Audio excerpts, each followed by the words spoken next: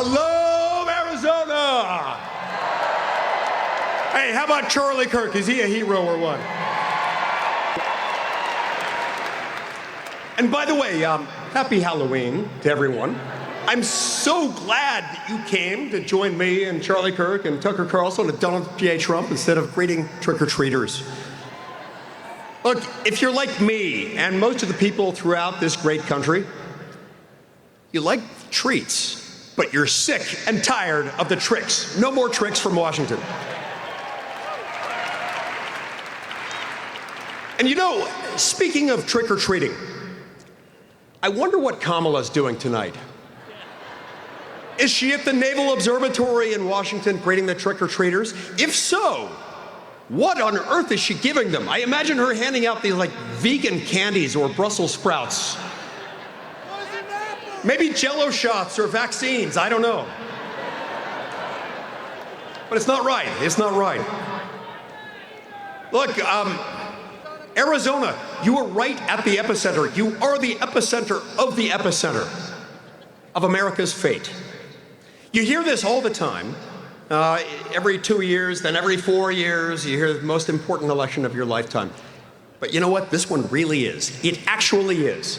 Because the heart and soul of America, our future, our existence, our freedom, our ability to do what we do best, work hard and provide for our families, is under attack.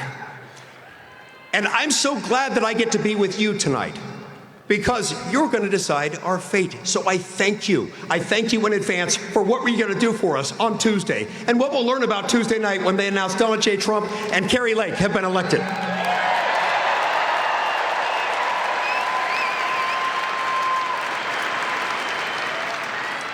And they go together, don't they? Donald Trump and Kari Lake. We need them both of them. Because in order to bring about Donald J. Trump's policies, we've got to move things through the Senate.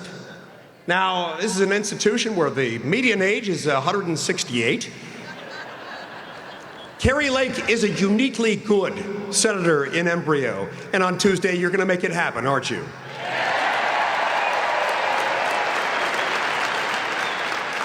But look, let's talk about some of what's at stake. Okay, there are a lot of issues on the ballot, but I want to talk about three in particular in the few minutes that we've got. Number one, religious freedom is at stake. Religious freedom is on the ballot. And if you don't believe me, let's just look at a couple of things that will tell us why it's on the ballot. You know, President Trump's opponent, whose name rhymes with Kamala Harris, she was once a senator. She was a senator for 4 years. I worked with her during that time. One of the centerpieces of her legislative agenda was a bill that, like so many Democratic bills, was ironically named, had the Orwellian name of the Do No Harm Act. Now, when a Democrat names a bill like that, what do you expect? Is that going to be good? The Do No Harm Act does the exact opposite of do no harm. The Do No Harm Act would completely gut the Religious Freedom Restoration Act, which is an important protection for your First Amendment rights to the free exercise of religion. Are we okay with that in Arizona? No, heavens no. And you know, I can say that with some authority because I was born here, and my ancestors helped found, they were some of the first Mormon pioneers in Arizona and in Utah. You know, my people came here for one reason. They just wanted to live and be free. They were seeking freedom because, you know, we're heretics and we were getting shot at in Missouri and Ohio and then Illinois. So we ended up in the Rocky Mountains and settled Utah and Arizona. This is a place where, regardless of what your ancestral background is, regardless of what your faith might be, this is a place where people understand the need for faith, that faith and freedom are inextricably intertwined. And this administration, the Donald J. Trump administration, will restore those protections that Kamala Harris wants to burn to the ground. And we're not going to let that happen.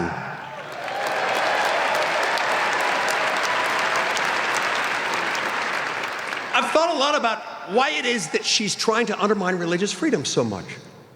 And then it occurs to me, let's see, she was raised by a Marxist, an actual Marxist professor. What do we know about Marxists? Marxists don't like God. They don't like God because they want government to be their deity. And yet, just like the idolaters of old, it never ends well for those who depart from that, for those who indulge in that kind of idolatry. So we're not going to accept that. But more importantly, we know that the greatest strength behind our freedom is our religious freedom and our faith. Because when we have faith, we understand that government's there to do a narrow, unique job. It's not there to be our God. And so let's remind the people in Washington, D.C. of that.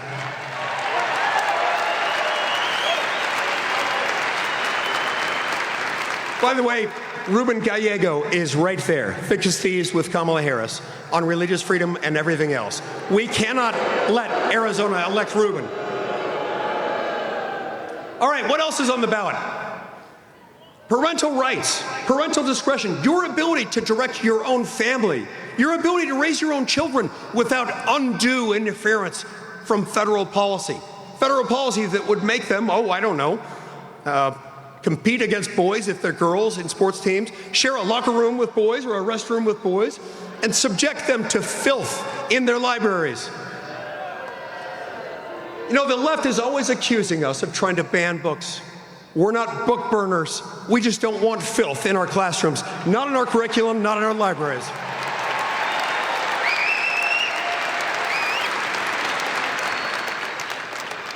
You're the parent.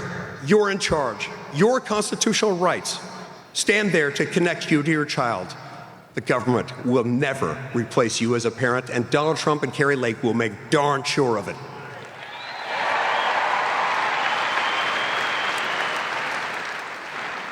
What else is on the ballot? Well, the economy is on the ballot. Economic strength is on the ballot.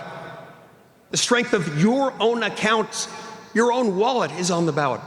You know, a few years ago, some researchers conducted a study to figure out what it is that makes the difference. What amount of money it is that makes the difference between people feeling like they're prospering and getting by just fine and like they're about to sink, between success and the feeling of failure. Do you know what it often is? It often comes down to about $300 a month. That's not very much. And yet, people in Arizona, just like people in Utah and people pretty much everywhere in America, the average family has to shell out an additional $1,100 or $1,200 every single month just for your basic living expenses because of Kamala Harris's reckless spending in Washington.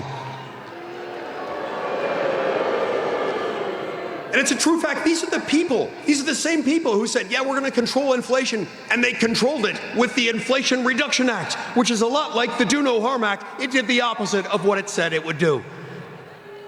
It's like fighting a house on fire by throwing gasoline on it. Donald Trump and Kari Lake have the antidote to that. They're not going to promise that the federal government can do this directly. What they're going to say is, we're going to get the federal government out of your way.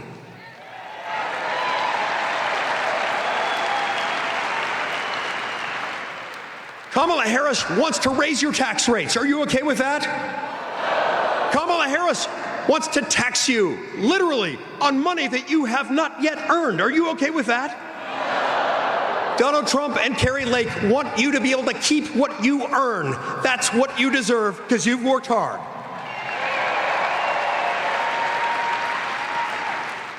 Look, at the end of the day, we're not the party that calls people in the other party garbage.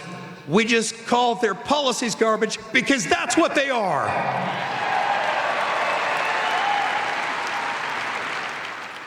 We've been told for far too long to settle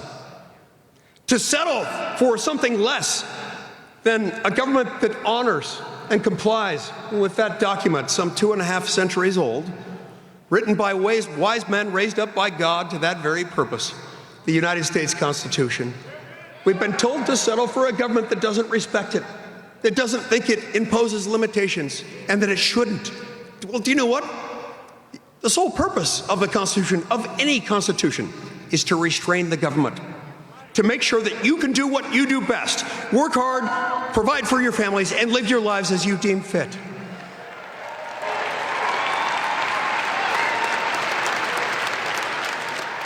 That's what Donald Trump and Kari Lake both offer you. It's not a new deal. In fact, it's a very old deal, but it is a fair one. It's a deal that understands that you are the sovereign. The government works for you, not the other way around. Kamala Harris broke it. Donald Trump can fix it. And it all starts with Arizona. Let's make it happen on Tuesday.